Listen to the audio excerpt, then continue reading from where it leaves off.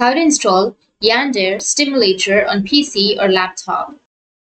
So if you want to install Yandere Stimulator on your PC or laptop, then first open up your browser, any browser that you're comfortable with. Once you're on the browser, now you need to go with search, and under your search, you need to search for Yandere Stimulator download and go with the yanderestimulator.com, which is on the first search, and you'll get this kind of interface.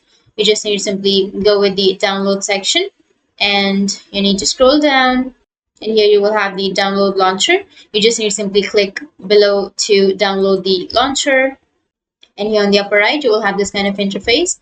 Just open it up and double click on it, and once you double click on it, now you just need to simply go with the OK, and here you will have install option. You just need to simply go with install, which is here on the left side, and it will start the installing process. And it might take some time to download, so just wait till it loads to 100% and it will be downloaded or it will be installed.